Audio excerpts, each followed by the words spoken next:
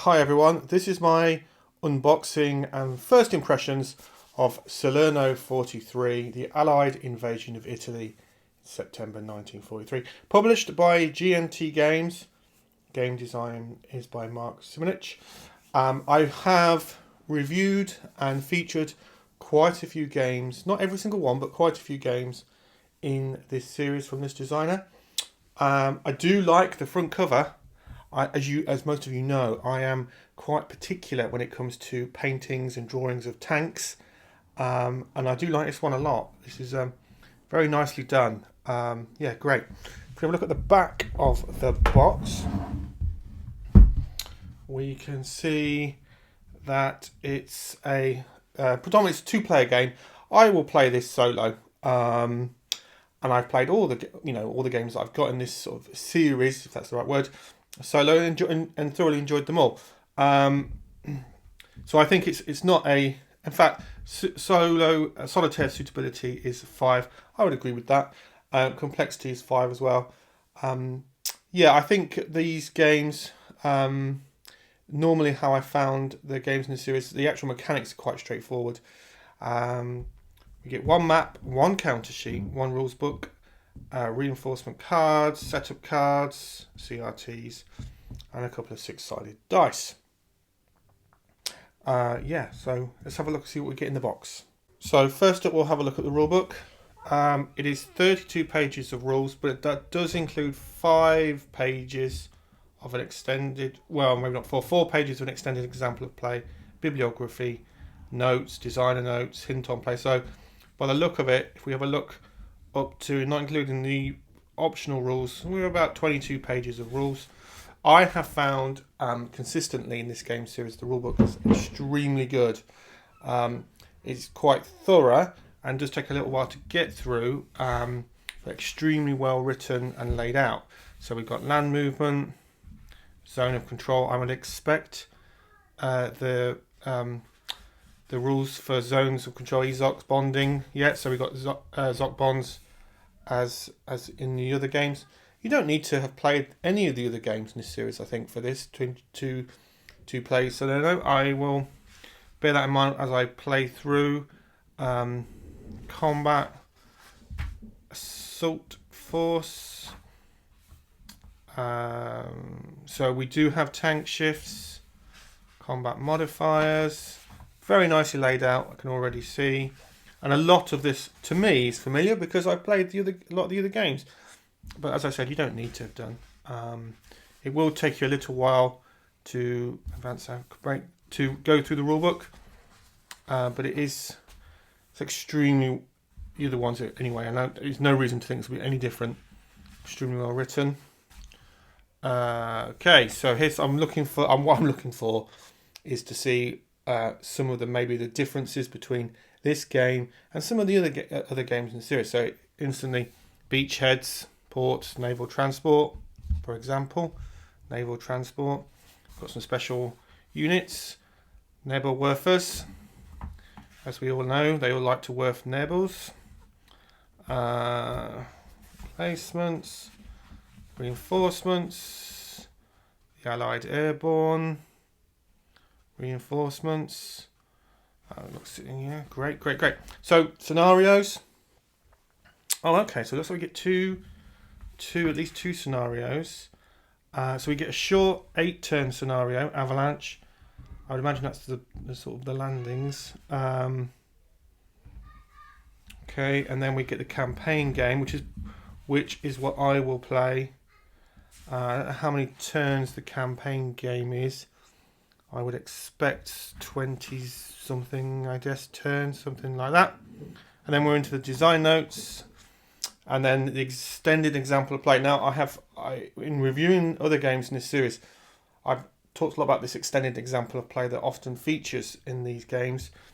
I have always found these absolutely invaluable to go through, not just to understand the mechanics, but the application of the mechanics.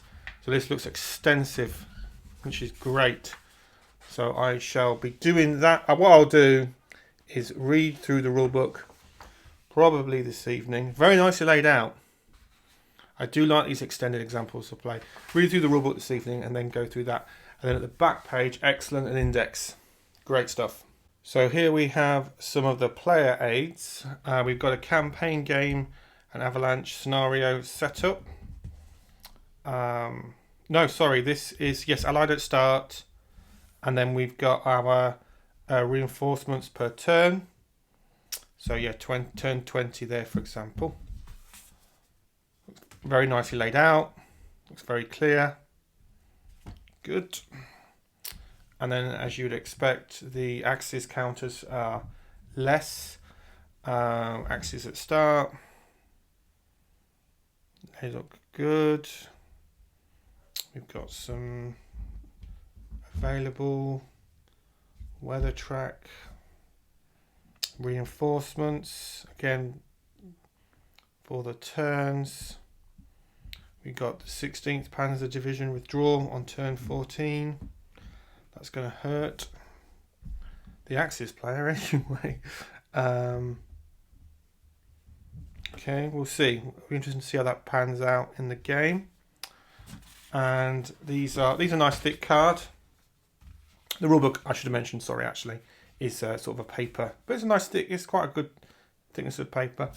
And then we're into the actual player aid itself. Again, it's a fold-out card. We have our combat results table. So I would say I can't think of an occasion where you roll in 2d6. I think it's pretty much you only ever roll 1d6 in this game. We've got some modifiers there. Sequence of play, great. Even though like I said, I've played these games extensively, I still will be referring to this throughout the gameplay. We've got here some tables for the invasion CRT, airborne drop, yeah, as I'd expect. Landing point values, that's going to be interesting. Then we've got our unit here. And on the back we've got our terrain. Let's have a quick skim through here.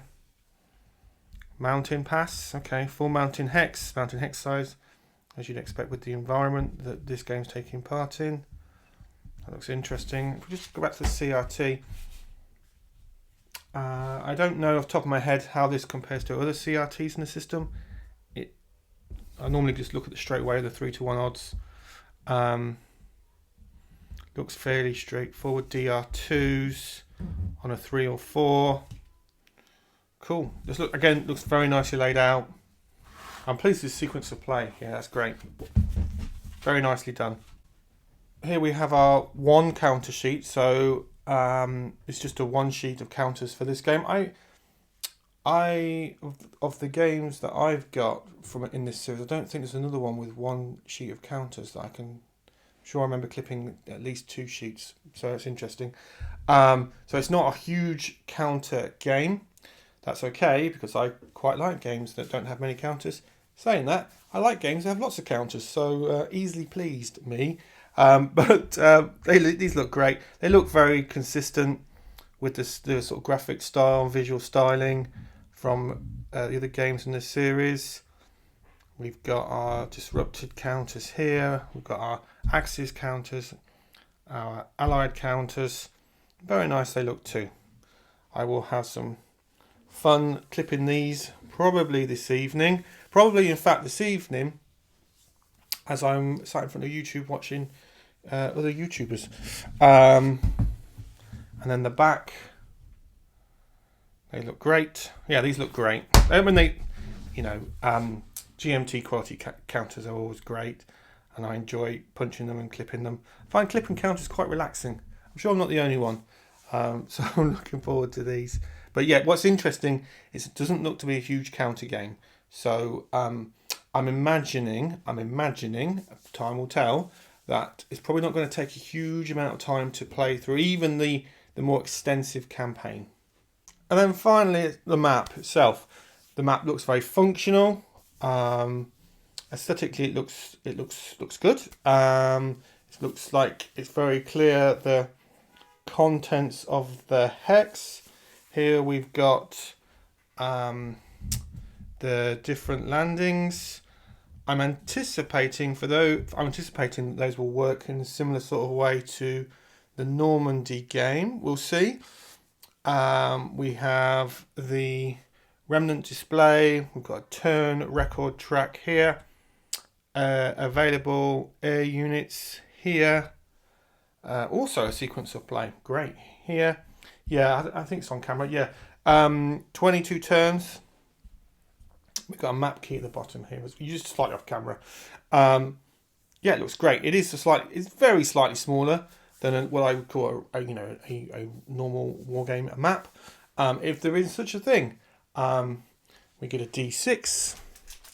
Actually, funnily, I think the game said on the back you get 2d6. You get one. You only need one.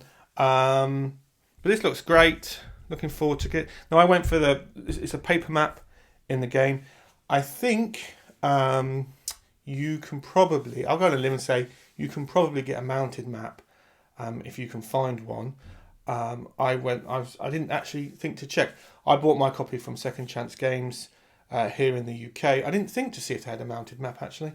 I quite like I like paper maps under Plexi. Saying that, I like mounted maps.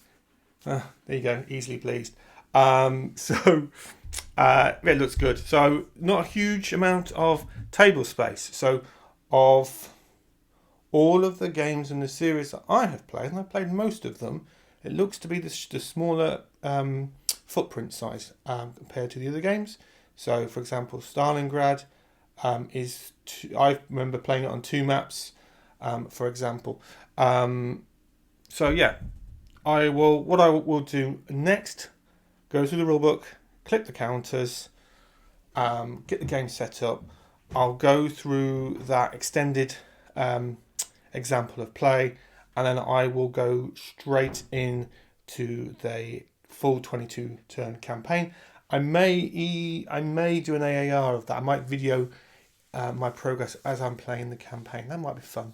So yeah, but anyway, overall the game looks great, as you'd expect. I've enjoyed all the games in this series, so very much looking forward to getting into this.